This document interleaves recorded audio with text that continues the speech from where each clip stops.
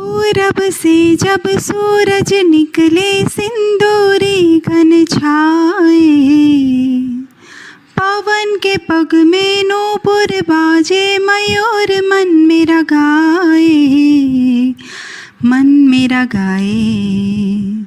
ओम नमः शिवाय, ओम नमः शिवाय, ओम नमः शिवाय, ओम नमः शिवाय, ओम नमः शिवाय, ओम नमः शिवाय। पुष्प की माला थाल सजाऊं, गंगा जल भर कलश मिलाऊं,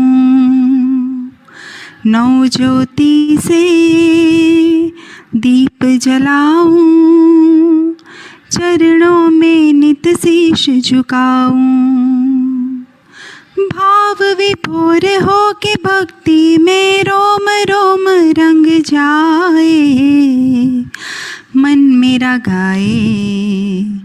ओम नमः शिवाय, ओम नमः शिवाय, ओम नमः शिवाय, ओम नमः शिवाय, ओम नमः शिवाय, ओम नमः शिवाय। अभयंकर शंकर अविनाशी, मैं तेरे दर्शन की अभिलाषी, जन्मों से पूजा की प्यासी,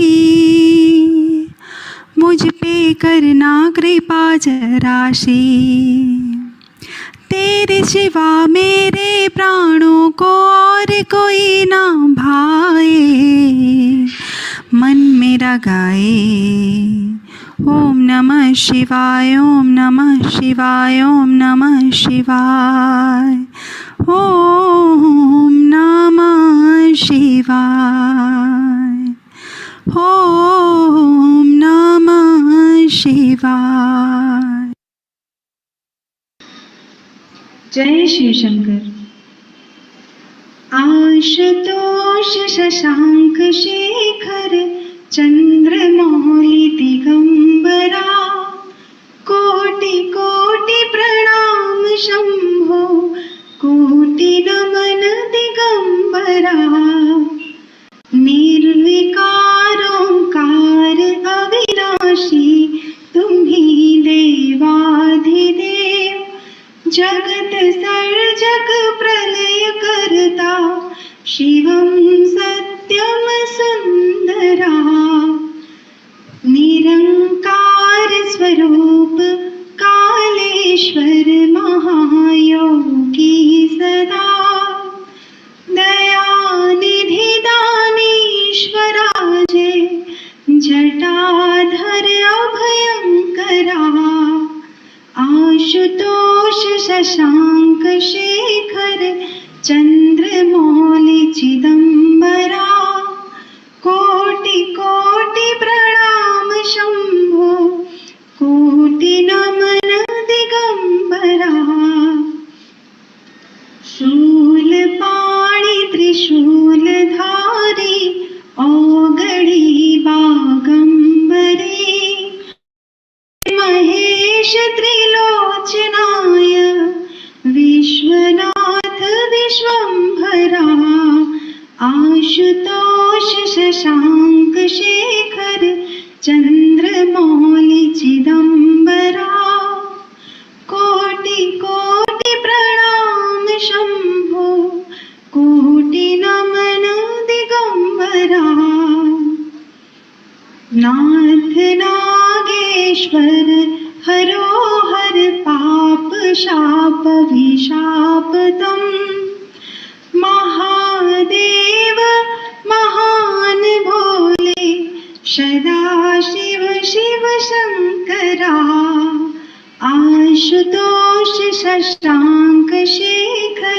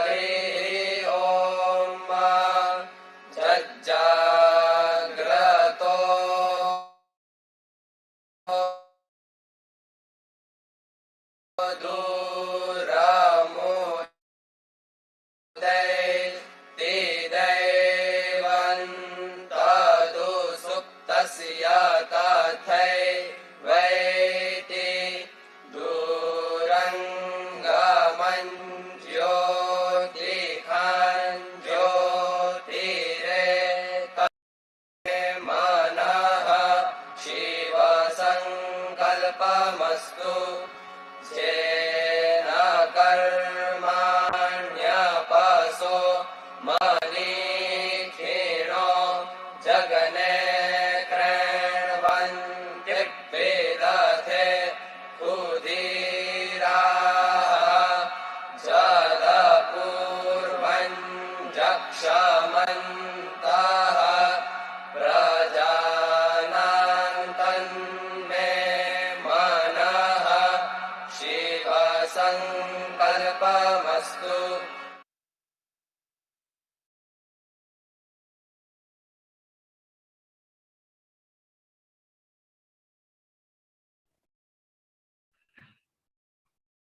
ॐ स्वस्ति श्री गणेशाय नमः। ॐ श्री सरस्वत्यै नमः। वर्णानामर्थसङ्घानां रसानां छन्दसामपि मङ्गलानां च कर्तारौ वन्दे वाणी विनायकौ भवानी शङ्करौ वन्दे श्रद्धा विश्वासरूपिणौ याभ्यां विना न पश्यन्ति सिद्धा स्वान्तस्थमीश्वरम् वन्दे बोधमयं नित्यं गुरुं शङ्कररूपिणम् यमाश्रितो हि वक्रोऽपि चन्द्रः सर्वत्र वन्द्यते। कृष्णाय वासुदेवाय हरये परमात्मने प्रणतक्लेशनाशाय गोविन्दाय नमो नमः। वागर्थाविव सम्पृक्तौ वागर्था प्रतिपत्तये जगतः पितरौ वन्दे पार्वती परमेश्वरौ। ॐ नमः पार्वती पतये हर हर महादेव हर। श्री रामचन्द्रं शरणं प्रपद्ये श्रीरामदूतं शरणं प्रपद्ये काशकापुरादिनाथ काल भैरवं भजे। आप सबका बहुत बहुत स्वागत है हनुमान चालीसा के 3 दिवसीय सत्र में।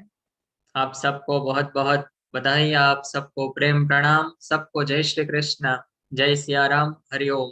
हम पिछले कल से हम भगवान हनुमान जी के गुणगान गा रहे हैं। आज दूसरा दिन है और कल भी हम इसी समय पर भगवान की कृपा से भगवान हनुमान जी को स्मरण करके भगवान राम का गुणगान गाने वाले हैं। तब एक तुलसीदास जी की बात है। तुलसीदास जी ने लिखा है कि जो समुद्र है, समुद्र माने दरिया, समुद्र, उसके साथ इतिहास में क्या क्या घटनाएं घटी है समुद्र के साथ। तो सबसे पहले सगर के पुत्रों ने समुद्र को खोद दिया, फिर आया नल नील ने समुद्र को बांध दिया, फिर अगस्त्य ऋषि ने 3 अंजलि में समुद्र को पी लिया, श्री हनुमान जी ने समुद्र को लांघ लिया और देवता और दानवों ने मिलकर के समुद्र का मंथन किया। तो इतिहास में समुद्र के साथ इतनी सारी घटनाएं हुई। लेकिन तुलसीदास जी हनुमंत वंदना के साथ हनुमान जी को कहते हैं कि हे हनुमान जी महाराज, आपकी कीर्ति का ऐसा समुद्र है कि न तो उसको कोई लांघ पाएगा, न तो उसको कोई खोद पाएगा, न तो उसको कोई बांध पाएगा, न तो उसको कोई पी पाएगा, क्योंकि आपकी कीर्ति अनंत है। वैसे ही आप जिनके ऊपर कृपा करते हो उनकी भक्ति भी अनंत काल तक चलती है, माने कि हर हमेश के लिए श्री राम जी के चरणों में आप उनको समर्पित कर देते हैं। वैसे ही आइए हम अभी हनुमान जी के चरणों में वंदना करके चेतना बेन बूथ जी को आमंत्रित करते हैं कि आप आइए और अपनी साधना में इस वर्ष से हमें श्री राम जी का, श्री हनुमान जी के भक्ति के बारे में प्रेम रस का दान कीजिए। श्री श्रीमती चेतनाबेन बुच जी मुंबई महाराष्ट्र से। जी अनम्यूट कर दीजिए। जी धन्यवाद मीर भाई। श्री गणेशाय नमः। श्री जानकी वल्लभो विजयते। प्रणवौ पवन कुमार खलबल पावक ज्ञान धन जासुरदय आगार बसहि राम सर चाप धर। मनोजवं मारुततुल्यवेगं जितेन्द्रियं बुद्धिमतां वरिष्ठं वातात्मजं वानरयुतमुख्यं श्रीरामदूतं शरणं प्रपद्ये। श्रीरामदूतं शरणं प्रपद्ये। श्री सीताराम जी की प्रेरणा से और असीम कृपा से श्री हनुमान चालीसा के माध्यम से श्री हनुमान जी का यश महिमा चरित्र गान हम और आप मिलकर श्रवण कर रहे हैं। आज इस त्रिदिवसीय सत्र का दूसरा दिन है। आप सभी श्रद्धालु भक्तजन प्रभु प्रेमी जनों के हृदय में बसे परमात्मा को वंदन प्रणाम, बड़ों को वंदन और मेरे सभी मित्रों को जय श्री राम। आइए प्रथम कुछ भगवत नाम स्मरण करते हैं। तुलसीदास जी का ही लिखा हुआ श्री हनुमान अष्टक। बाल समय रवि भक्ष लियो तब तीनहु लोक भयो अंधियारो।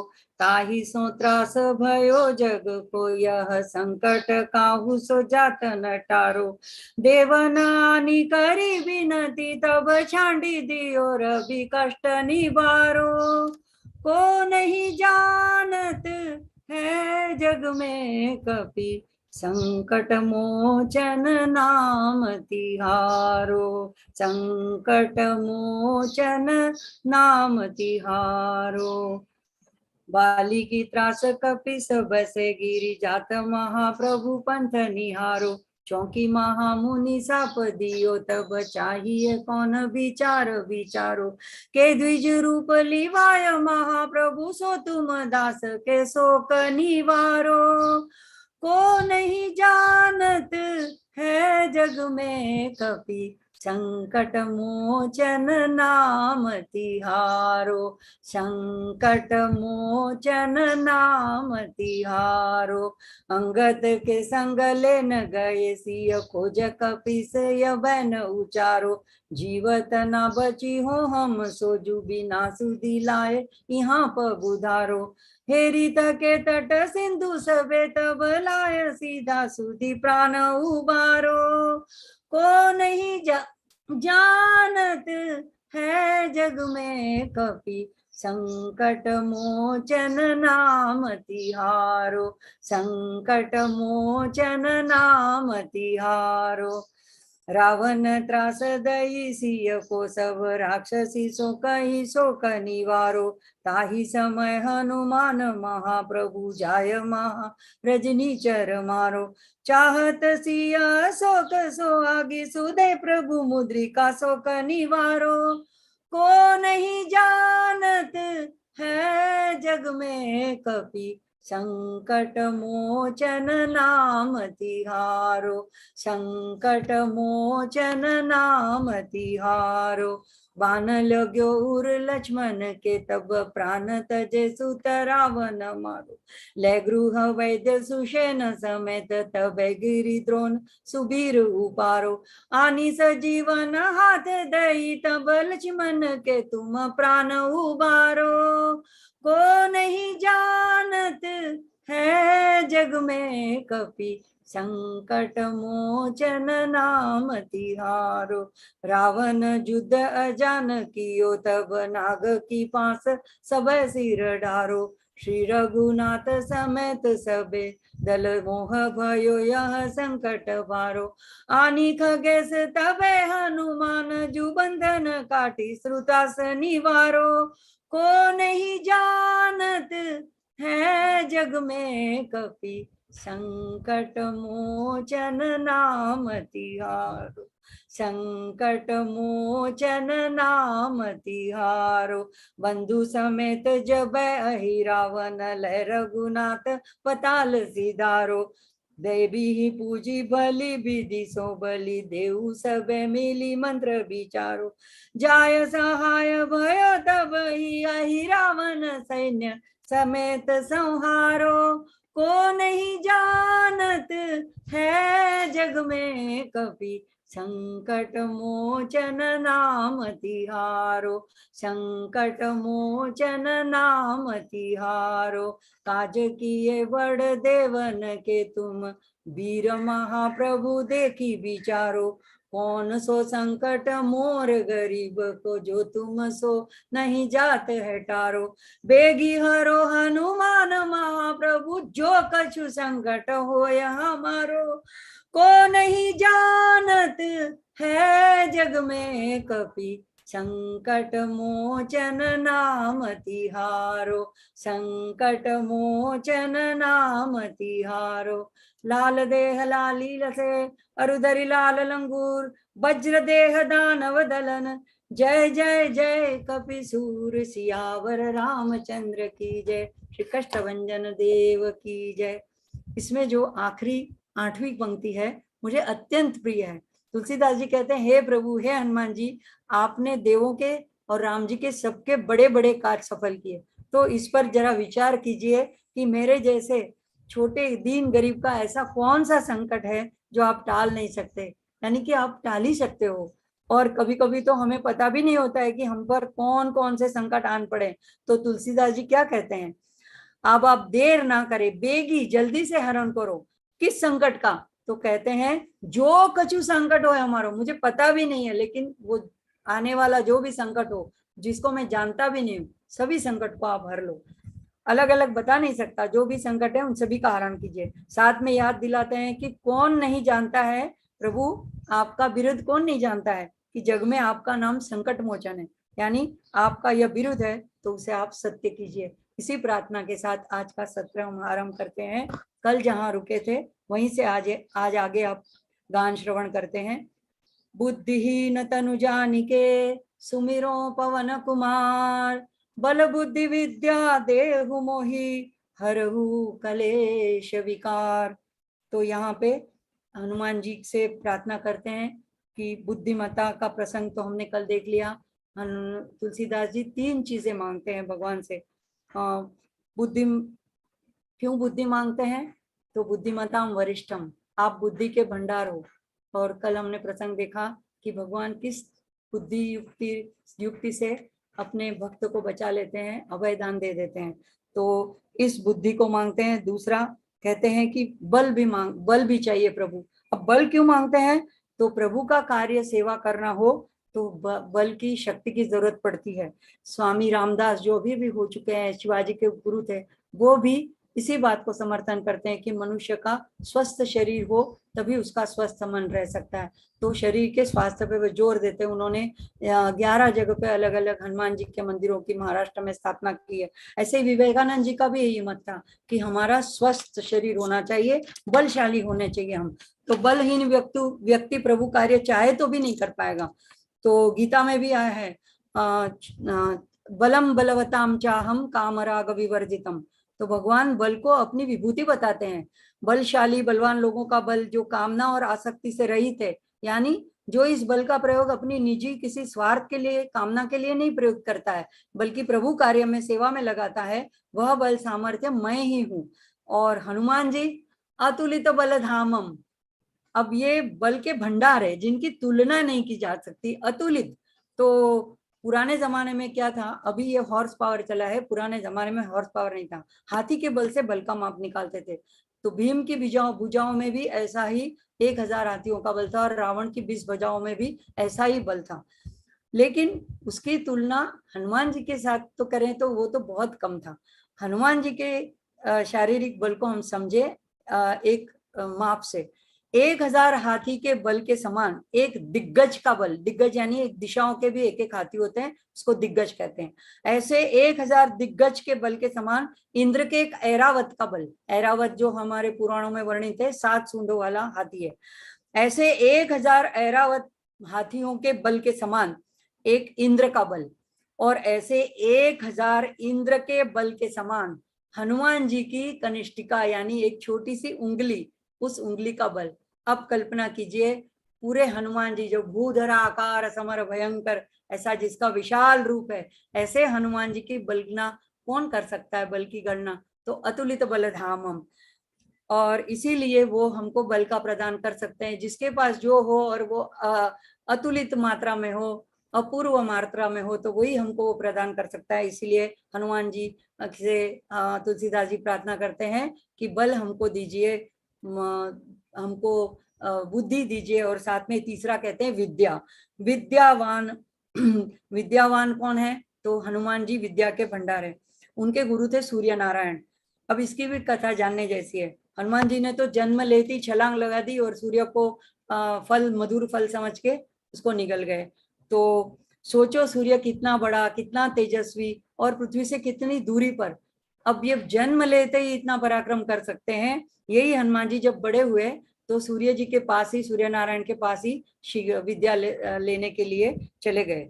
और सूर्य नारायण को उनको देखते ही पुरानी बातें याद आ गई, तो घबरा गए। बोले, मन में सोचने लगे, तब तो दूर थे, छोटे थे, और तब ये मुझे निगल गए थे, तो अब तो अगर मैं इसको शिष्य बना लूं, सामने ही बैठे रहे, पता नहीं कब इनको भूख लगे और कब मेरे पे झपट पड़े, कब कब मेरे को पकड़ ले। तो उन्होंने कहा, देखो मैं तो एक जगह ठहरता नहीं हूँ, मैं तो घूमता फिरता रहता हूँ। तो तुम तो ऐसा करो कि ऐसा कोई गुरु ढूंढो जो तुम्हें एक जगह बिठा करके विद्या प्रदान करे। लेकिन हनुमान जी भी तो बुद्धिमताम वरिष्ठम है। बोले कि कोई बात नहीं, अगर आप घूमते फिरते गुरु हो तो मैं भी घूमता फिरता शिष्य बन जाऊंगा। अब सूर्य नारायण सोचे कि अब क्या युक्ति लगाएं, अब क्या इसको तर्क लगाड़े। तो सूर्य नारायण फिर बोले, देखो ऐसे तो हम एक दूसरे को देख नहीं सकेंगे, अगर देख नहीं पाएंगे। अगर तुम मेरे पीछे पीछे चलोगे तो मेरी पीठ तुम्हारी तरफ होगी, अगर तुम आगे आगे चलोगे तो तुम्हारी पीठ मेरी तरफ होगी। तो ऐसे तो हम विद्या का आदान प्रदान नहीं कर सकते हैं। तो हनुमान जी बोले, इसका भी उपाय है गुरुजी मेरे पास, मैं आपके आगे आगे उल्टे पांव चलूंगा। ऐसे उन्होंने सूर्योदय से सूर्यास्त तक सूर्य नारायण के साथ घूमते घूमते विद्या प्राप्त की। ऐसा तुलसीदास कृत हनुमान बाहुक में वर्णन है। और सूर्य से ही उन्होंने निस्वार्थ कर्मयोग भी जाना। गीता में भी भगवान कहते हैं, 4थे अध्याय में शुरू में ही कहते हैं, इमं विवस्वते योगम प्रोक्तवान अहम अव्ययम। तो इस योग विद्या को ये तो परंपरा से चली आई है। भगवान कहते हैं मैंने विवस्वान को दिया, विवस्वान ने मनु को दिया, मनु ने इक्ष्वाकु को दिया। तो लेकिन हनुमान जी तो ऐसे परंपरा से नहीं मिली है। हनुमान जी तो डायरेक्ट सूर्य भगवान के पास ही चले गए और उन्होंने उनके पास से ही विद्या प्राप्त कर ली। तो आगे चलकर माता जानकी जी भी जानकी जी का भी आशीर्वाद प्राप्त हुआ। अजर अमर गुण निधि सुत होऊ, करहु बहुत रघुनायक चोहू। छोहू यानी कृपा करें। तो अब तो एक माँ का आशीर्वाद, ऊपर से कहा कि रघुनाथ जी, राम जी आपके ऊपर कृपा नहीं, बहुत कृपा करें। तो जिस पर राम जी की असीम कृपा, वो ज्ञान और गुणों का भंडार बने, इसमें आश्चर्य की क्या बात है। तो और एक बात है कि सागर में से आप कितना भी लो तो वो घटता नहीं। अभी मीर भाई ने बताया सागर की बात, उनको तुलसीदास जी ने भी सागर की उपमा दी है। तो उनका ऐसा सागर है कि उसमें से कितना भी निकाल लो, कोई भी कितना भी ले ले, वो कभी घटने वाला नहीं है। तो आगे कहते हैं तुलसीदास जी, हरहु कलेश विकार। इतना सब होने पर कभी कभी क्या होता है, अगर किसी के पास बल आ जाए, बुद्धि आ जाए, विद्या आ जाए, लेकिन अगर उसको बल का प्रयोग ठीक तरह से करना ना आए, बुद्धि भी ठीक काम ना करे और विवेक ना हो, तो क्या होता है कि विकार आ जाते हैं, अभिमान आ जाता है, गर्व आ जाता है, काम क्रोध मोद मद मोह लोभ मत्सर आ जाते हैं, और क्लेश भी आ जाते हैं। अगर अब काम ठीक से नहीं हुआ तो क्रोध आ जाता है, और क्लेश, अविद्या, अस्मिता, राग, द्वेष, अभिनिवेश, तो इनको भी आप मिटा दीजिए। यानी ये सब तो दीजिए, बल, बुद्धि और विद्या, लेकिन साथ में ये भी प्रार्थना की जो पॉजिटिव वस्तु दीजिए तो नेगेटिव को भी निकाल दीजिएगा। अब इन विकारों को व्यक्ति अपने पुरुषार्थ से कभी भी नहीं छोड़ सकता या उसके ऊपर विजय प्राप्त कर सकता। इसको प्रभु कृपा ही दूर कर सकती है। और इसी के लिए तुलसीदास जी प्रभु से ही मांगते हैं, हनुमान जी से मांगते हैं कि हरहु कलेश विकार। तो अब हनुमान चालीसा का प्रारंभ होता है। इसकी पहली पंक्ति है, जय हनुमान ज्ञान गुण सागर, जय कपीश तिहु लोक उजागर। तो इतना ज्ञान और गुणों के भंडार और ऐसे होने पर भी अति विनम्र है हनुमान जी। माता जानकी जी भी उन्हें बल बुद्धि की उनकी सराहना करती है। तुलसीदास जी ने सुंदरकांड में लिखा है, देखी बुद्धि बल निपुल कपि। उनका बुद्धि और बल देख करके जानकी जी कहती हैं कि रघुपति चरण हृदय में रखकर आपको जो चाहिए वो मधुर फल आप खा लो। और एक जगह कहती है, सकल गुण बसे तब तनु हनुमंत। तो ये जानकी जी का भी आशीर्वाद उन्हें प्राप्त है। सुरसा जो परीक्षा लेने देवों के द्वारा भेजी गई थी, सर्पों की देवी थी, उन्होंने भी कहा कि बुद्धि बल मरमु तोर मैं पावा। मैंने तुम्हारे बुद्धि और बल को, उसके मर्म को जान लिया। और बाद में जब चली गई तो सुंदरकांड की ये बात मैं पूरी नहीं बताऊंगी। मैं चाहूंगी कि इस सत्र के बाद आप लोग प्रेरित हों और सुंदरकांड का अवश्य पाठ करें, उसके अर्थ को जाने। गीता प्रेस गोरखपुर के द्वारा छोटी सी पुस्तिका में ये सब मिल जाएगा आपको। तो सुरसा ने आशीर्वाद दिया कि राम काज सब करी हूँ तुम बल बुद्धि निदान। ऐसे हनुमान जी की सबसे पहले तुलसीदास जी जय कहते हैं, जय हनुमान ज्ञान गुण सागर। और देखो एक बात और है, जहाँ गुण हो वहां दोष होते ही होते हैं, ये तो प्रकृति का नियम है, गुण दोष एक साथ जुड़े हैं। लेकिन हनुमान जी उसमें अपवाद है। अब पूछो क्यों? क्योंकि जो प्रकृति के हाथ में बंधा हुआ है उसमें गुण और दोष दोनों होते हैं। लेकिन यहाँ पे जिनके हाथ में प्रकृति है, जिन पे प्रकृति का अधिकार है, ऐसी ही जो जानकी माता आद्य शक्ति है, उन्हीं का आशीर्वाद, पराशक्ति का ही आशीर्वाद जिन्हें प्राप्त है। और जब माता ने उसको सूत ही बना दिया, अपना बेटा ही बना दिया, तो ये तो सर्वविदित बात है कि माँ बाप की संपत्ति का वारिस उसका बेटा अनायास ही हो जाता है। तो माँ के जितने गुण होते हैं वो बेटे को अनायास ही प्राप्त हो जाते हैं। तो इसी से उनमें गुण ही गुण है और दोष कोई नहीं है। श्री राजेश्वरानंद जी महाराज और एक बात बताते हैं कि साधन करके जो हमें कृपा प्राप्त होती है या हमें जो हमारे पर कृपा बरसती है वो सीमित होती है, क्योंकि हम जो साधन करते हैं वो सीमित है, तो उसकी कृपा भी हमको सीमित ही मिलती है। लेकिन संबंध के नाते जो कृपा होती है, अगर हम भगवान से कोई संबंध जोड़ ले, भगवान हमारे माँ है, पिता है, भाई है, बंधु है, जैसे छोटे लाला को लोग अपना बच्चा भी समझ लेते हैं, किसी भी संबंध से अगर हम भगवान के साथ संबंध जोड़ लेते हैं तो उसके बाद जो कृपा बरसती है वो असीम होती है। तो यहाँ पे हनुमान जी के ऊपर ऐसी असीम कृपा है। आगे कहते हैं, जय कपीश तिहु लोक उजागर। जय कपीश, आप कपियों में ईश है, उनसे सबसे सर्वश्रेष्ठ हैं। और तिहु लोक उजागर, इसको हम इस तरह से समझे, तीन लोक यानी पृथ्वी, आकाश और पाताल, इन तीनों के ऊपर हनुमान जी का अधिकार प्रभुत्व है। कैसे? देखो, पृथ्वी पर उन्होंने राम जी के सारे कार्य किए, समुद्र को लांग लिया, जाकर के इतनी ऊंची छलांग, जाकर इतनी तेज वायु की गति से जाकर के संजीवनी बूटी लेके आए, सुषेण वैद्य जी को भी वहन के समय उठा कर ले आए, तो लंका दहन भी कर दिया। तो ये सारे उनके कार्य इस तरह के हैं कि उन्होंने पृथ्वी पर अपना प्रभुत्व जमा दिया। आकाश में जन्म लेते ही छलांग लगा दी और सीधे सूर्य के पास पहुंच गए। तो दूसरे जब राम और लक्ष्मण के ऊपर विपदा आई, नागपाश से बंध गए, तब वैकुंठ में जाकर गरुड़ जी को भी तुरंत बुला कर लाए। तो आकाश पे भी उनका प्रभुत्व है। और पाताल में जब अहिरावण राम लक्ष्मण को लेकर के पाताल चला गया, तो वहां पे भी पृथ्वीराज की पाताल में जाकर के उन दोनों भाइयों को चुरा कर ले आए और अहिरावण का नाश किया। तो इस तरह से तीनों लोक उजागर। आगे कहते हैं, रामदूत अतुलित बल धामा, अंजनी पुत्र पवन सुत नामा। हे हनुमान, आप तो राम जी के दूत हो, बल की बात तो हमने देख ली, अतुलित बल धामा। आप अंजनी के पुत्र हो। अब वानरों के राजा जो है केसरी, उनकी पत्नी है अंजनी देवी, ये बड़ी तपस्विनी थी और उन्होंने शंकर जी से प्रार्थना की थी कि मुझे आपके समान ऐसा बलशाली पुत्र प्राप्त हो। तो हनुमान शंकर भगवान के अंश से पवन जी ने उनके कर्ण में से जाके शंकर जी का अंश स्थापित किया और उसी से हनुमान जी का जन्म हुआ। लेकिन हम जन्म हुआ नहीं कह सकते हैं, उनका प्रागट्य हुआ, क्योंकि जन्म होने के साथ ही उनके कानों में कुंडल थे, उनके मूंज थी, मेखला थी कटी पे, उनके कौपिन था उनके, तो ये सब दिखाते हैं। और जन्म होते ही उन्होंने छलांग भी लगा दी। कोई नवजात शिशु ऐसे जन्म होते ही सूर्य की तरफ छलांग थोड़ी ना लगा देता है। तो ये हम नहीं कह सकते कि उनका जन्म हुआ, उनका प्रागट्य हुआ, क्योंकि वो शंकर जी के अंश है तो उनका प्रागट्य हुआ। और पवन जी ने इसमें मुख्य भूमिका निभाई थी, तो इसलिए पवन पुत्र कहे जाते हैं। अब श्री हनुमान जी पहले तो रामदूत थे, पर माँ के आशीर्वाद से वो उनके बेटे बन गए, सूत बन गए।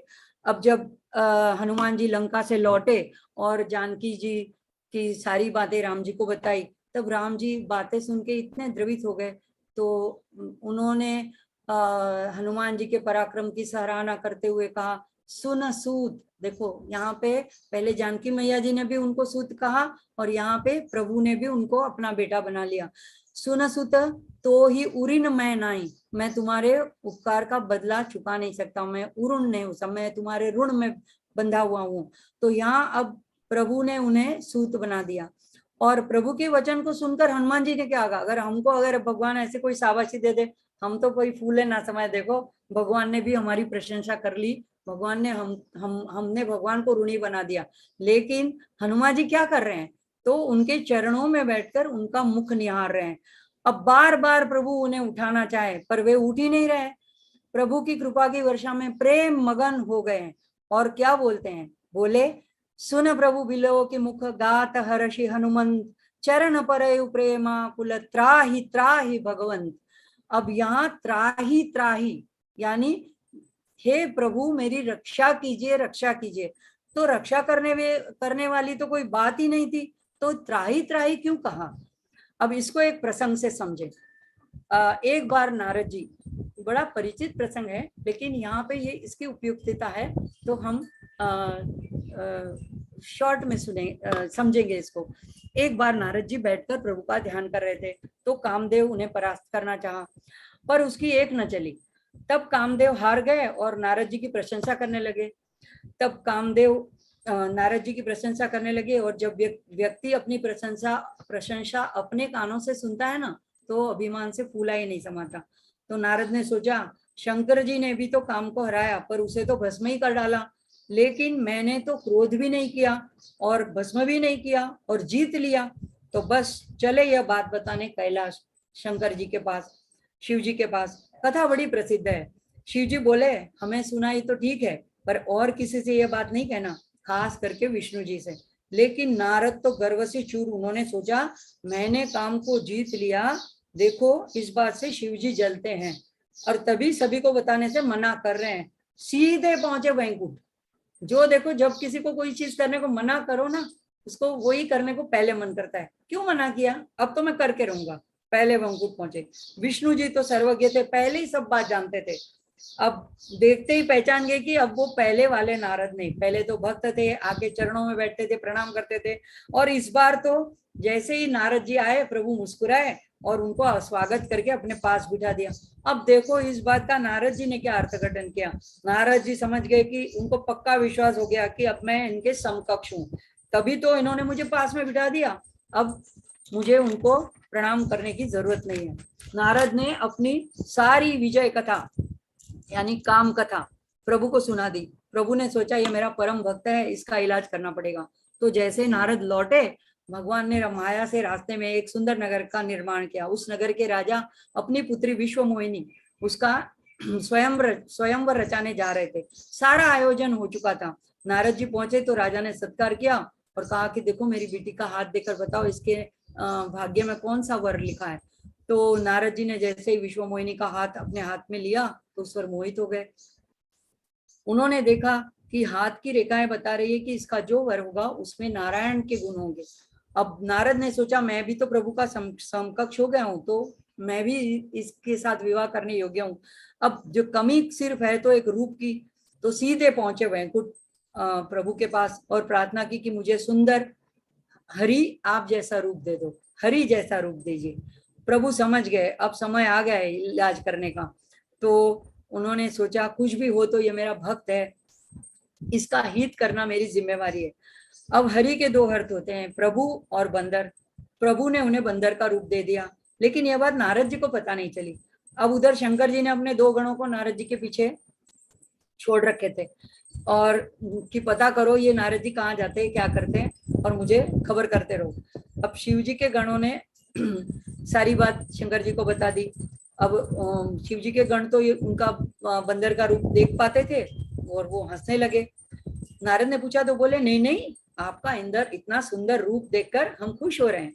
इधर विश्व मोहिनी जब वरमाला लेकर निकली तो दूर से ही नारद का भयंकर रूप देखकर ऐसी चौंकी कि उस पंक्ति में, जैसे स्वयंवर के लिए सब राजा वो एक एक पंक्ति में बैठे रहते हैं, तो वो सारी पंक्ति, वो सारी लाइन ही उसने छोड़ दी और नारद जी के सामने तो दृष्टिपात भी नहीं किया। आखिर में वरमाला उसने भगवान के पहना दी। अब भगवान की माया थी तो भगवान के साथ ही वर्ण होगा उसका। तो तब शिव जी के गणों के व्यंग के कारण नारद जी बहुत क्रोधित हुए और उन्होंने जाकर अपना चेहरा तालाब के पानी में देखा तो अपने को बंदर के रूप में पाया। अब तभी उन्होंने क्रोधित होकर भगवान को शाप दे दिया कि आपने मुझे बंदर बनाया है तो अगले अवतार में आपको उन्हीं की मदद लेनी पड़ेगी। सारी बातें शिव जी तक पहुंची। उन्होंने सोचा भगवान जब किसी का हित करना चाहते हैं तो उन्हें बंदर बना देते हैं, तो मैं भी अंश रूप से बंदर बनकर प्रभु की लीला में शामिल हो जाऊंगा। देखो कितनी अच्छी बात है, शिव जी अपने इष्ट के बारे में भी कितना अच्छा सोचते हैं। दूसरी बात की शिव जी ने सोचा कि प्रभु की माया विश्व मोहिनी ऐसे रूप के सामने देखती भी नहीं, आसपास भी नहीं फटकती है, तो हनुमान जी के रूप में, हनुमान शिव जी के अंश के रूप में हनुमान जी अवतरित हुए और पूर्ण नैष्ठिक बाल ब्रह्मचारी के रूप में अवतरित हुए। देखो जन्म से ही मैंने आगे बताया उनके कमर पर मुंज की मेखला, कौपीन, कानों में कुंडल और यज्ञ पवित्र थे। अब हम आते हैं उस आगे जो प्रसंग हमने छोड़ा है, त्राही उसके अर्थ पर। सुन सुत तो ही उरिन मैनाई, और प्रशंसा सुनकर हनुमान जी क्या कहते हैं, त्राही भगवंत। तो यहाँ पे हनुमान जी को नारद जी वाली बात याद आ गई कि प्रशंसा सुनने से अभिमान गर्व आ जाता है, तो हे प्रभु इन विकारों से मेरी रक्षा कीजिए, कहीं ऐसा न हो कि नारद जी की तरह मुझ में भी गर्व आ जाए। तो वो तो अपने चरणों में ही गिर पड़े और अपना माथा उन प्रभु जी के चरणों में रखकर बोले त्राही भगवंत। अब जब ऊपर देखते तो प्रभु के मुख को निहारते रहते, तो प्रभु ने पूछा हनुमान क्या देख रहे हो। अब ये सब संतों का भाव है। हनुमान बोले प्रभु पहले नारद जी को भी आपने ऐसे ही प्रशंसा की थी, तब उन्होंने आपका मुंह नहीं देखा था, ये चूक हो गई थी, तो वो फंस गए थे, इसीलिए मैं आपका मुंह देख रहा हूँ कि कहीं मैं भी फंस ना जाऊं। तो फिर प्रभु ने कहा दूसरा उन्होंने कहा कि आपकी जिन पर कृपा करते हो तो मुझे पता है कि आप उसे बंदर बना देते हो उनका हित करने के लिए, तो लेकिन हम तो पहले ही से बंदर बने हुए हैं, तो हमारी तो जगह आपके चरणों में ही ठीक है प्रभु जी। फिर भी भगवान उसकी इतनी भावपूर्ण निर्दोष वाणी से इतने भाव विभोर हो गए कि प्रभु ने अपने दोनों कर कमल हनुमान जी के सिर पर रख दिए। और ये सब कथा जो है, कल्पना कीजिए इस प्रसंग की, शिव जी सती जी को इस कथा का वर्णन सुना रहे हैं और हनुमंत उन्हीं का रूप है, तो शिव जी को ऐसा लगा जैसे उनके इष्ट ने उन्हीं के सिर पर अपना कर कमल मानो स्वयं रख दिया है। और यह स्मरण करके शिव जी प्रेम मगन हो गए और उन्हें समाधि लग गई। तो हनुमान जी अत्यंत निराभिमानी, नम्र, विवेकी है और इसलिए वो ज्ञान गुण सागर, तो पहले तो सेवक बने और बाद में अपने कार्य और गुणों के कारण सूत बने। अब आगे कहते हैं महावीर विक्रम बजरंगी कुमति निवार सुमति के संगी।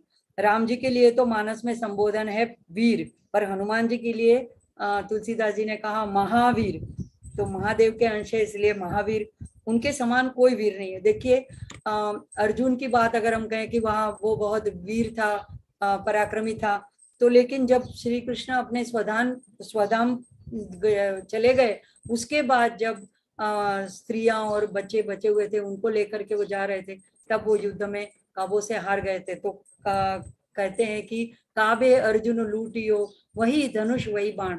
तो हनुमान जी का ऐसा नहीं है, लेकिन हनुमान जी राम जी साकेत पधारे त्रेता के बाद, तो उसके बाद द्वापर में और आज कली में भी उनका प्रभाव वैसे का वैसा बना हुआ है, तो ये उनकी विशेषता है।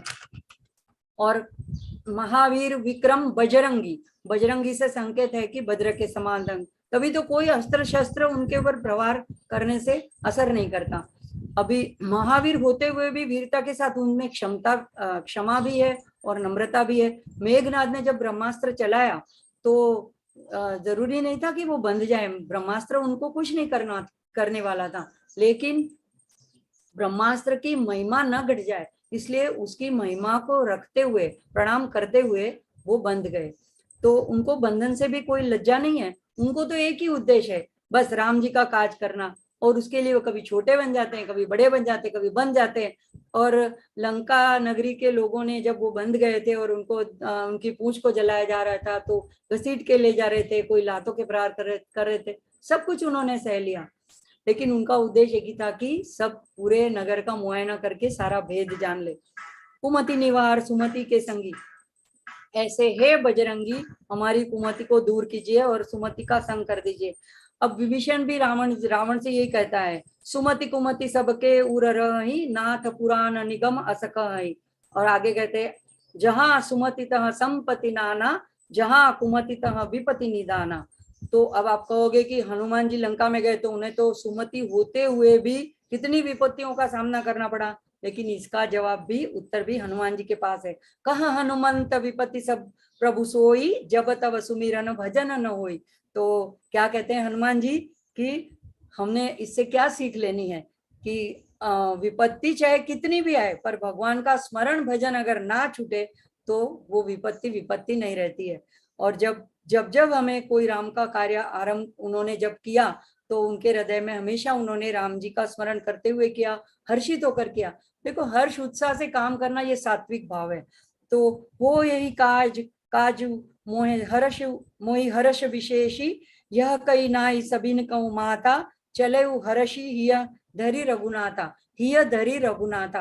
हृदय में रघुनाथ को धारण करके उन्होंने लंका में जाने के लिए प्रस्थान किया और नम्रता से सबको नमन किया।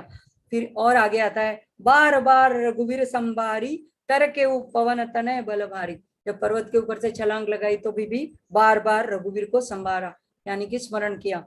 तो हनुमान चालीसा अगर हमें समझना हो और हनुमान चरित्र को समझना हो तो आप सुंदरकांड जरूर पढ़िए। आहा, हनुमान जी के गुण महिमा का सुंदर वर्णन है उसमें, और तभी तो उसका नाम है सुंदरकांड, और महिमा है हनुमान जी की। और ये कुमति क्या है? तो विपरीत बुद्धि है, जो हमेशा हित को अहित समझती है और अहित को हित समझती है, जैसे रावण समझता था। तो यहाँ पे तुलसीदास जी यही प्रार्थना करते हैं कि ऐसी कुमति को हे हनुमंत आप निवारो, आप उसको दूर कर दीजिए। कंचन बरन विराज सुवेशा, कानन कुंडल कुंचित केशा, हाथ वज्र और ध्वजा विराजे, कांधे मुंज जनेऊ साजे। देखो, ये ध्यान करने योग्य प्रभु के विग्रह का वर्णन है। सुवर्णमय वर्ण है भगवान का, कानों में कुंडल है जो जन्म से ही है, अति सुंदर मनोरम छवि मूर्ति है, हाथों में वज्र जैसी गदा है जो दुष्टों के दलन के लिए, और राम जी के यश महिमा की ध्वजा पताका लहराने के लिए उन्होंने हाथ में ध्वजा धारण कर रखी है। अब ध्वजा प्रतीक है, जैसे देखो हमारा राष्ट्र ध्वज, तिरंगा ध्वज है तो कपड़े का और कुछ रंग भरे हैं, पर हम सब जानते हैं कि ये भारत का प्रतिनिधित्व करता है, तो उसको हम प्रणाम करते हैं। तो किसी बड़े मंदिर के दर्शन में भी चले जाएं और दूर से हमको ध्वजा के दर्शन हो जाएं तो मन पुलकित उठता है। और ऐसे ही अर्जुन की रथ पे भी ऐसी बहुत लंबी ध्वजा थी, उसके ऊपर भी हनुमान जी कौरव पांडव के जो युद्ध हुआ महाभारत का उस समय विराजमान थे, तभी तो उन्हें अर्जुन को नाम मिला था कपिध्वज। कांध पर मूंज है, यह नैष्टिक ब्रह्मचर्य का प्रतीक है। शंकर सुवन केसरी नंदन, तेज प्रताप महाजगवंदन। अब के शंकर के पुत्र हैं, केसरी के नंदन है, अंजनी के पति का नाम केसरी है, इसलिए केसरी नंदन। तेज प्रताप, तेज और प्रताप और पराक्रम में सारे जगत में महान है, वंदनीय है, लेकिन महाजगवंदन। महा क्यों? तो कि महादेव के पुत्र तो महावीर श्री राम जी के पुत्र हैं। राम जी को तो संबोधन किया है प्रभु, और राम से बढ़कर राम कर दासा, तो तुलसीदास जी ने हनुमान जी को महाप्रभु संबोधन किया है। हनुमान अष्टक जो हमने आगे सुना उसमें 2 बार आया है, काज किए बड़ देवन के तुम वीर महाप्रभु देख विचारो, और दूसरी बार आया है, बेगी हरो हनुमान महाप्रभु, जो कछु संकट हो हमारो। तो शिव जी के दरबार में चले जाओ, राम दरबार में चले जाओ, विठल के मंदिर चले जाओ, विष्णु के मंदिर चले जाओ, कहीं भी चले जाओ, आपको हनुमान जी अवश्य मिलेंगे। और छोटा सा भी गांव हो, चाहे छोटी सी देरी हम बोलते हैं गुजराती में, छोटा सा मंदिर हो, मूर्ति भी ठीक तरह से ना हो, सिंदूर लगाया हुआ पत्थर भी हो, लेकिन हनुमान जी का मंदिर आपको हर गांव में मिल जाएगा। तो इसीलिए महाजगवंदन।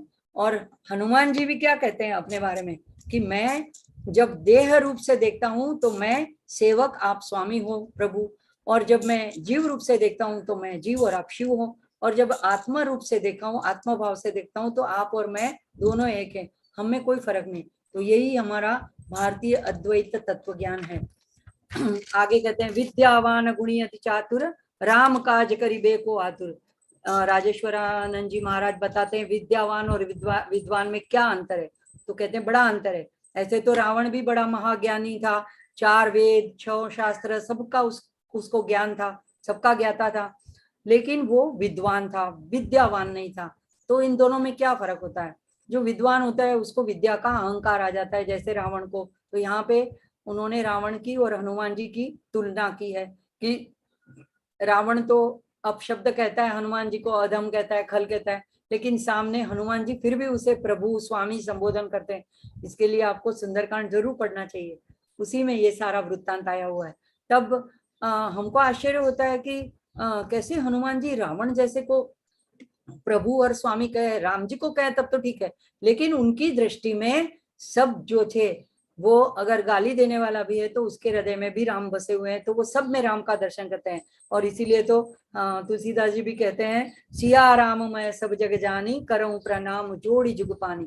तो ऐसे उन दोनों में ये अंतर है कि एक तो अपशब्द कहता है और दूसरा फिर भी उसे प्रभु और स्वामी कह के संबोधन करता है।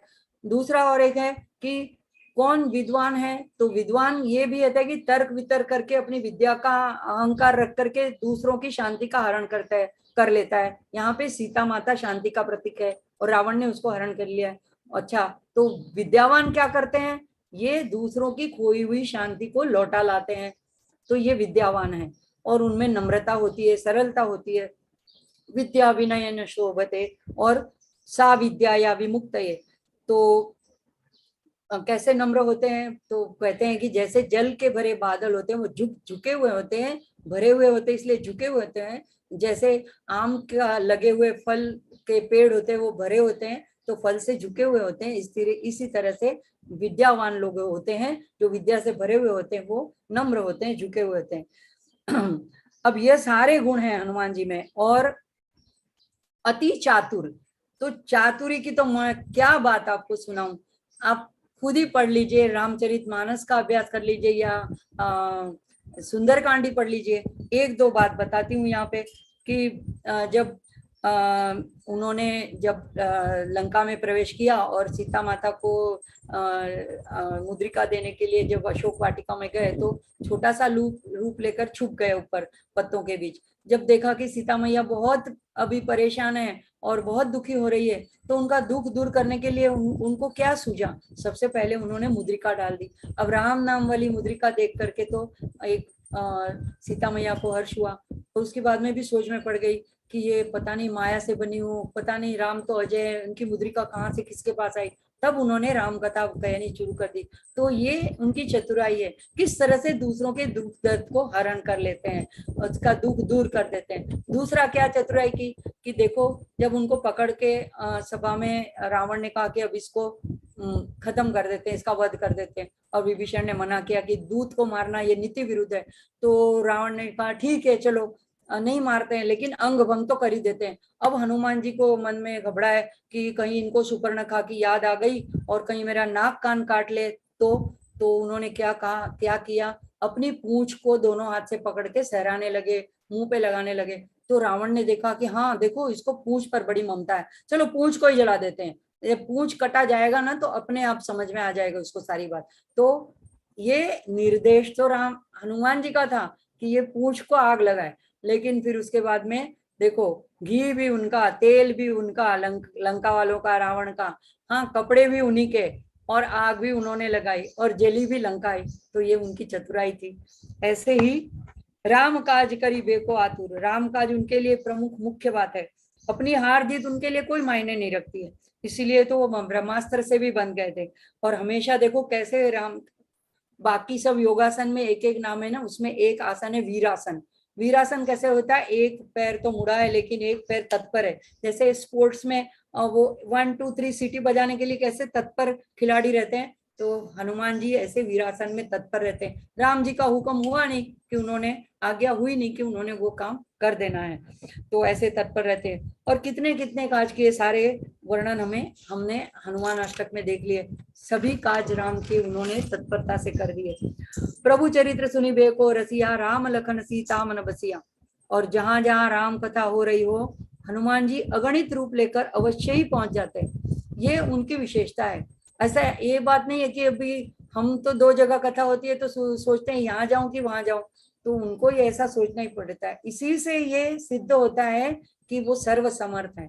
ऐसे नहीं सोचो कि एक छोटे मोटे देवता है, सर्व समर्थ है, ब्रह्म स्वरूप है, वो कहीं भी पहुंच जाते हैं। और चारों युग में उनका प्रभाव है, प्रताप है, उनकी प्रेजेंस है, उनकी हाजिरी उपस्थिति है। तो जहां जहां राम कथा होती है वहां पे वो पहुंच जाते हैं। अब राम लखन सीता मन बसिया, इसके भी 2 अर्थ है। एक तो ये कि हनुमान जी के मन में राम लखन और सीता ये तीनों बसे हुए हैं, और दूसरा अर्थ ये भी है कि ये तीनों के मन में भी हनुमान जी बसे हुए हैं। तो आगे कहते हैं, सूक्ष्म रूप धरि सिंह दिखावा, विकट रूप धरि लंका जरावा, भीम रूप धरि असुर संहारे, रामचंद्र के काज संवारे, लाए सजीवन लखन जी आए, श्री रघुवीर हर्ष उर लाए। अब देखो, माँ के सामने छोटे बनने में भी उनको कोई लाज नहीं, लेकिन जब छोटे बने और बाद में इतना बड़ा बड़ा काम करके, माँ ने तो पूछा भी, क्या राम की सेना में हे कपि तुम्हारे जैसे ऐसे छोटे छोटे बंदर ही है? तो बोले, तभी उन्होंने माँ को अपना विशाल बड़ा रूप दिखा दिया। माँ ने कहा अच्छा अच्छा बस, अब मैं समझ में आ गया मेरी, अब फिर से छोटे हो जाओ। तो जब चाहो तब छोटे हो जाते थे, जब चाहो तब बड़ा विशाल रूप दिखाते थे। तो माँ ने पूछा कि जब तुम इतने बड़े हो तो तुम छोटे बनकर क्यों आए? तो उन्होंने कहा, माँ के सामने तो बच्चा छोटा ही है ना, तो छोटा रहना ही ठीक है। फिर जानकी जी ने कहा, अच्छा अगर तुम छोटे थे तो फिर बड़े क्यों हो गए? अरे बोले कि माँ का आशीर्वाद जिसको प्राप्त हो वो बड़ा नहीं हो जाएगा, आपके आशीर्वाद से ही मैं बड़ा हुआ, बड़ा हो गया। तो ये देखो उनकी चतुराई है, इनकी नम्रता है, इनकी सरलता है। और विकट रूप धरी लंका जराओ, लंका को जलाने के लिए इतना बड़ा रूप लिया, इतनी झपट से पूरी लंका को पूंछ से आग लगा दी। और भीम रूप धरी असुर संहारे, ऐसा विकट रूप, भयानक रूप लिया और ऐसे 2-2 हाथों से एक असुरों को पकड़ पकड़ के किसी को मर्दन किया, किसी को चूर्ण किया, किसी को फेंक दिया। तो लाए सजीवन लखन जी। अब ये इसमें राजेश्वरानंद जी ने बहुत सुंदर भाव बताए। हनुमान जी सुषेण वैद्य को बुलाने तो गए रात में, अब सोचा कि क्या करें, जगाने जाएं तो भी दिक्कत है। तो उन्होंने क्या किया, पूरे भवन के समेत ही उठा लिया सुषेण वैद्य को, और जब भवन के साथ ही ले आए तो किसी ने पूछा कि ऐसा क्यों किया, आप खटिया के साथ ले आते, सुषेण को सिर्फ ले आते, पूरा भवन लाने की क्या जरूरत थी? तो देखो उन्होंने क्या क्या तर्क बताया। उन्होंने कहा, अगर मैं जाकर के दरवाजा खटखटाता और आस पड़ोस वाले जग जाते तो वो भी तो एक डर था, वो जाके रावण को कवर कर देते। दूसरा कि पूरा भवन के साथ आने से क्या लगता है कि जब हम किसी के भवन के अंदर प्रवेश करते हैं तो आसपास में बाहर क्या चीज है ये उसके ध्यान में जल्दी नहीं आती है, और वैसे भी रात का समय था तो उनको क्या लगे कि मैं तो यही हूँ, यही लोग मुझे मिलने आए हैं। तो ये दूसरा भाव है। तीसरा कि अगर अकेले ले आए उनको और बाद में वो ऐसे बहाना करे कि नहीं देखो आप तो मुझे लेके आए, मैंने तब नाड़ी भी तब देख ली और मुझे सब पता भी चल गया रोग का, लेकिन मेरी दवाई तो सारी घर की अलमारी में पड़ी है। तो हनुमान जी ने सोचा कि वैद्य नहीं, पूरा अस्पताल ही ले चलो, तो भवन के समेत ले आए। चौथा, उन्होंने ये तर्क दिखाया कि रावण को पता था कि लक्ष्मण की जो मूर्छा है उसका उपाय सुषेण जी कर सकते हैं, तो उन्होंने अनुचर लगाए रखे होंगे कि देखो खबर करो कि कहीं सुषेण जी जा तो नहीं रहे उनको मिलने के लिए, या तो कोई मिलने आ तो नहीं रहा है। तो अगर भवन वहां हो और उसमें सुषेण जी ना हो तब तो पता चल जाएगा कि वो चले गए हैं, और दूसरे दिन उनको शायद देहांत दंड की सजा भी हो जाती। लेकिन अगर अनुचर आए भी और वहां पे भवन ही ना मिले तो ढूंढते ही रह जाए, पता ही ना चले कि कहाँ गया भवन, कहाँ गए सुषेण। तो ये सब कारण से वो भवन समेत ही लेकर आए। तो हनुमान जी को प्रार्थना हम करते हैं, तुलसीदास जी करते हैं कि आप कृपा करें। क्या कृपा करें? विकट होकर हमारी प्रतिकूल परिस्थिति को पलट दें।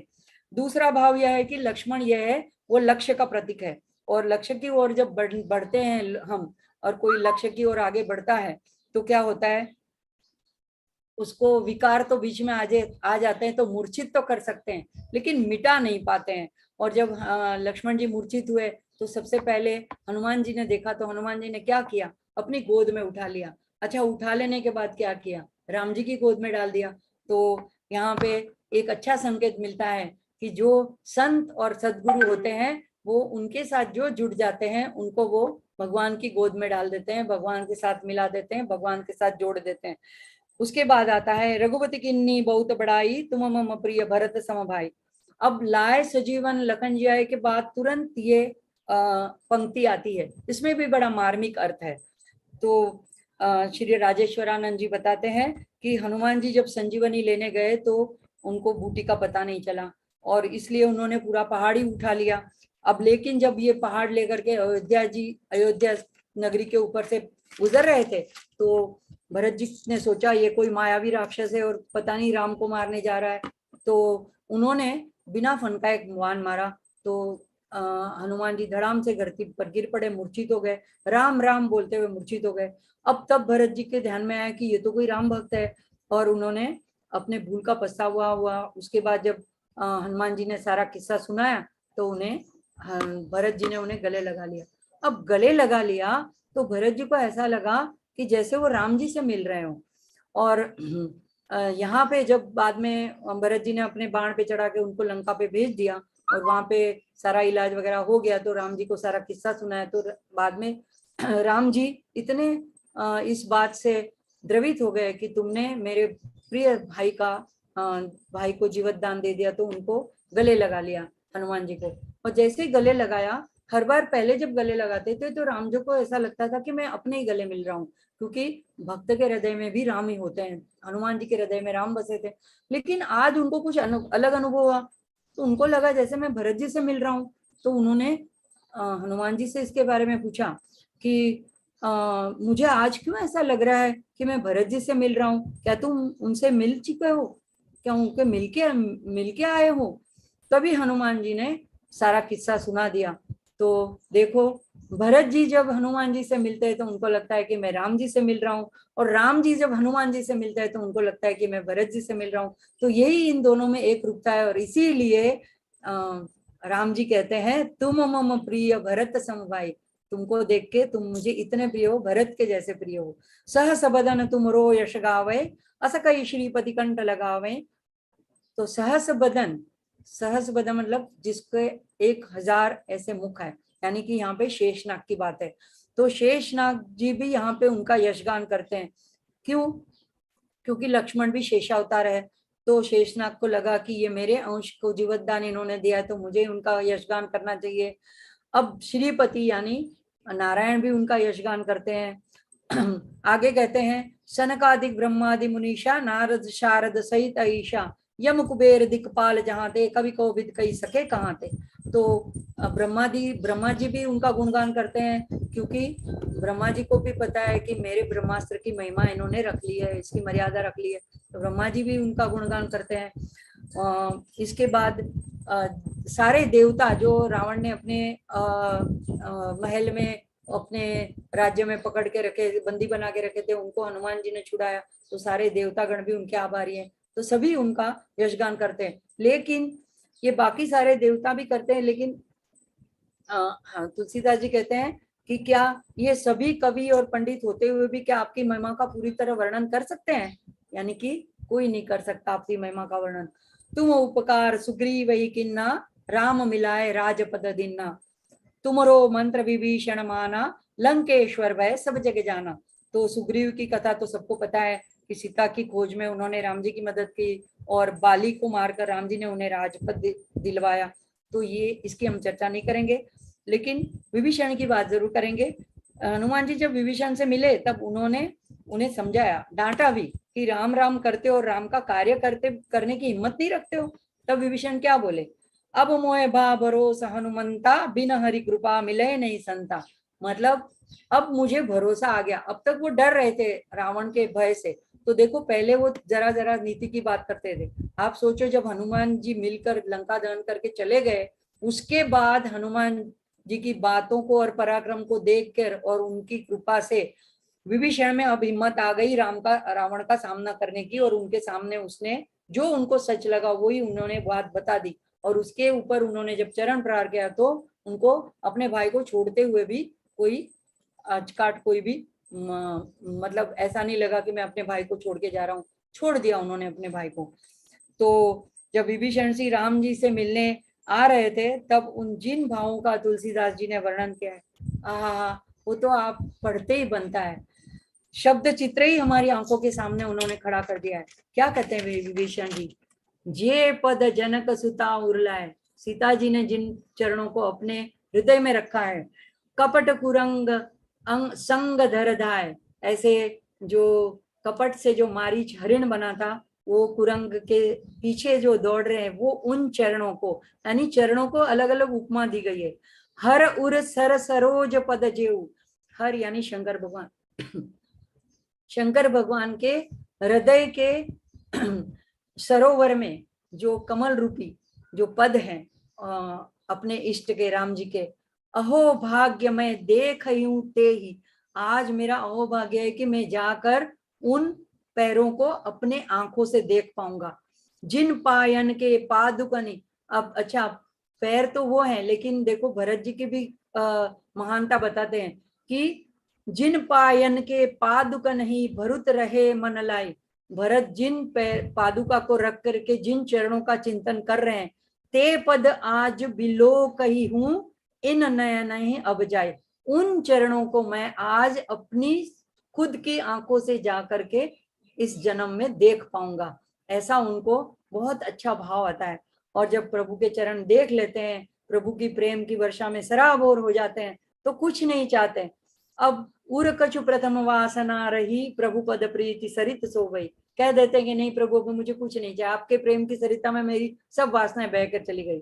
और राजेश्वर आनंद जी कहते हैं मंत्र तो रावण को दिया था, हम तुलसीदास जी क्या कहते हैं, तुमरो मंत्र विभीषण माना, लेकिन विभीषण को तो मंत्र दिया नहीं था, मंत्र तो रावण को दिया था।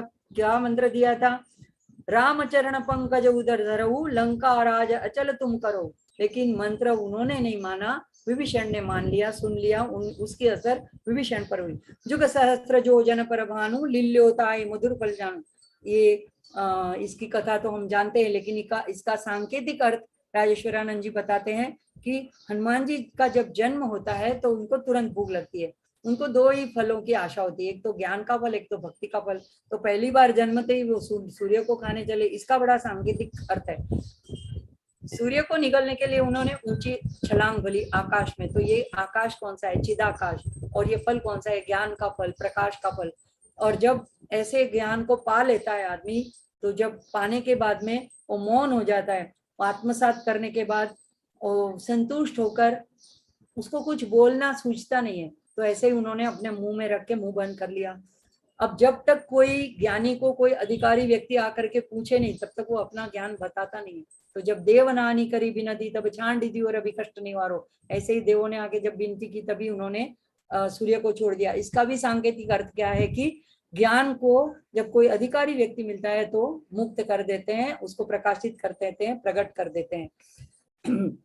अब आगे कहते हैं दूसरा फल भक्ति का है। दूसरी बार उनका जन्म हुआ, कब हुआ, जब सीता मैया ने कहा उनको बेटा बना लिया, राम जी ने भी बेटा बना लिया। जब कोई बेटा कहते हैं तो उसका दूसरा जन्म हो गया, और तब उनको तब फिर भूख लगी। अशोक वाटिका में कहा कि माँ मुझे बहुत भूख लगी है, तो माँ ने कहा कि हाँ राम जी का ध्यान धर के तुम फल खा लो। अब फल खाने का तो बहाना था, वो तो दुष्टों को फल चखाना चाहते थे, तो फल खाने के लिए, भक्ति का फल खाने के लिए वो वृक्ष पर से नीचे उतरे। तो बोलते हैं भक्ति में नीचे उतरना होता है, नम्र होना होता है, प्रभु की शरणागत होना होता है, और ज्ञान में ऊपर चढ़ना होता है। तो ये उसका सांकेतिक अर्थ है। दुर्गम का जगत के जेते, सुगम अनुग्रह तुम रे तेते, नहीं आगे छूट गई। प्रभु मुद्रिका मेली मुखमाई, जल दिलांगी गए अचरज नाई। तो इसका क्या संकेत मिलता है कि जो राम नाम मुख में रखेगा उसको संसार सागर एकदम सहज हो जाएगा, और वो अचरज नहीं लगेगा किसी को कि ये संसार सागर कैसे इसने पार कर लिया। तो जिनके मुख में राम है तो जैसे तुलसीदास जी हुए, रामसुखदास जी हुए, रामदास समर्थ हुए, ऐसे कितने ही भक्त हो गए, मीराबाई हुई, जिन्होंने प्रभु का नाम मुख में रख लिया वो इस संसार सागर से पार हो गए। दुर्गम काज जगत के जेते, सुगम अनुग्रह तुम रहते थे।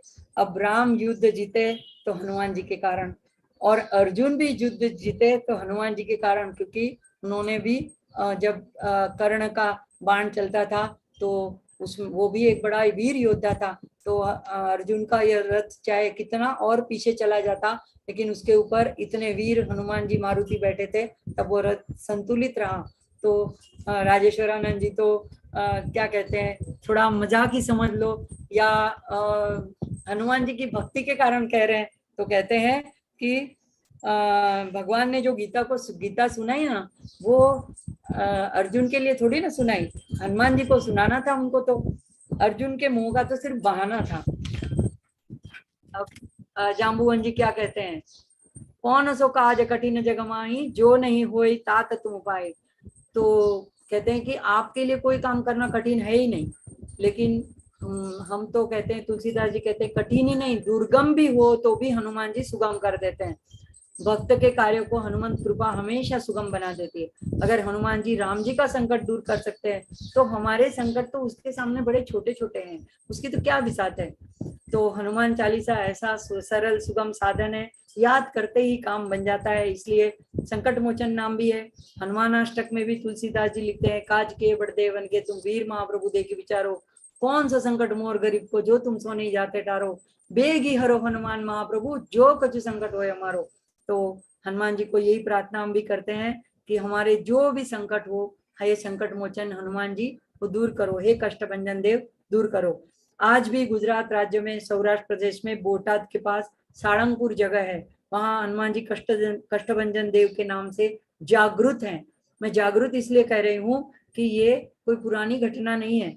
कुछ ही साल पहले स्वामीनारायण मंदिर के संत गोपालानंद जी ने वहां पे इस मूर्ति को प्राण प्रतिष्ठा करके जागृत किया था, और साथ में जो मंदिर में लोग थे उन्होंने ये अपने कानों से सुना था, मूर्ति ने हुंकार करके जवाब दिया था।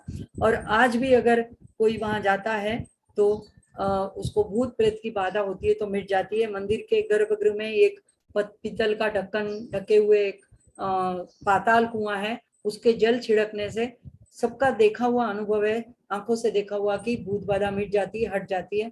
तो ऐसे ही कष्टभंजन देव की जय, और कष्टभंजन देव आप सबके संकटों को दूर करे, और ऐसी उनके चरणों में नतमस्तक प्रार्थना है। आइए सब भाव से एक बार श्री हनुमान चालीसा का गान करके प्रभु को रिझाएं और आज के सत्र को समापन की ओर बढ़ाएं। श्री गुरु चरण सरोज रज निज मन मुकुर सुधारी, वरणौ रघुवर विमल यश जोदायक फलचार, बुद्धिहीन तनु जानिके सुमिरो पवन कुमार, बल बुद्धि विद्या देहु मोहि हरहु कलेश विकार। जय हनुमान ज्ञान गुण सागर, जय कबीर तिहु लोक उजागर, राम दूत तुलित बलधाम, अंजनी पुत्र पवन सुत नामा, महावीर विक्रम बजरंग सुमति निवार सुमति के संगी, कंचन वरण विराज सुरेशा, कानन कुंडल कुंजित केश, हाथ वज्र और ध्वजा विराज, कांधे मुंज जनेऊ साजे, शंकर सुवन केसरी नंदन, तेज प्रताप महाजगवंदन, विद्यावान गुणी अधिकार, राम काज करिबे को आतुर, प्रभु चरित्र सुनिबे को रसिया, राम लखन सीता मन बसिया, सूक्ष्म रूप धरि स्नेह दिखावा, विकट रूप धरि लंका जरावा, भीम रूप धरि असुर संहारे, रामचंद्र के काज संहारे, लाए सजीवन लखन जीवाय, श्री रघुवीर हरषि लाए, रघुपति किन्नी बहुत बड़ाई, तुम मम प्रिय भरत संभाय, सहस वदन तुम रोयस गावे, अस कहि श्रीपति कंठ लगाए, सनकादि ब्रह्मादि मुनीषा, नारद शारद सहित कुबेर दिगपाल जहाते, कवि कोविद कहि सके गान, उपकार सुग्रीव किन्ना, राम मिलाए राजपति जिन्ना, तिबरो मंत्र विधि जनमा, लंकेश्वर वै सब जग जाना, जो सहस्त्र जो जन परवान, मिल्योताय मधुर फल जानी, प्रभु मुद्रिका मेरी मुखमाय, फल दिलांगे गए रजनाई, दुर्गम काज जगत के जय, शुभम अनुग्रह तुम रहते थे, राम दुआरे तुम रखवार, होतना क्या बिनु पैठारे, सब दुख लें तुम्हारी शरण, तुम रक्षक का उको डरना, आपन देश समारो आपे, तीनों लोग आंकते कांपे, भूत पिशाच निकट नहीं आ, महावीर जब नाम सुनावे, नासे रोग हरे सब पीर, जपत निरंतर हनुमत वीरा, संकट ते हनुमान छुड़ा, मन क्रम वचन ध्यान जो लावे, सब पर राम तपस्वी राज, इनके काज सकल तुम साजा, और मनोरथ जो कोई लाभ, सोई अमित जीवन बल पावे, चारों युग प्रताप तुम्हार, है प्रसिद्ध जगत जियारा, साधु संत के तुम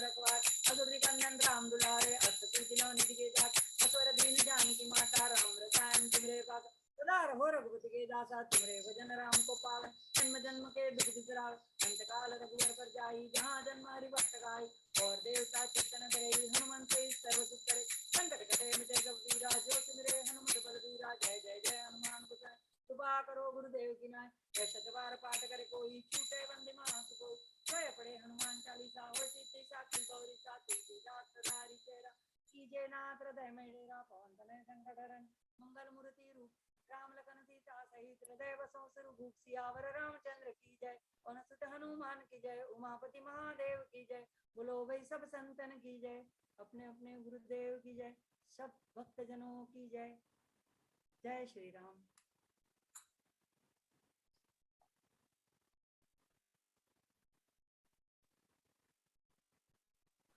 बहुत बहुत धन्यवाद चित्ता बहन, आपका वंदन करते हैं। और आप सब जितने भी लोग जुड़े और भगवान की कृपा प्रसादी प्राप्त हुई, उन सबको भी बहुत बहुत धन्यवाद। कल विराम सत्र होगा।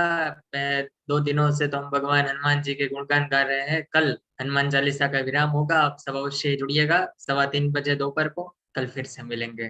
कृष्णाय वासुदेवाय हरये परमात्मने प्रणतक्लेशनाशाय गोविन्दाय नमो नमः। वागर्थाविव सम्पृक्तौ वागर्था प्रतिपत्तये जगतः पितरौ वन्दे पार्वती परमेश्वरौ। ओम नमः पार्वती पतये। हर हर महादेव हर।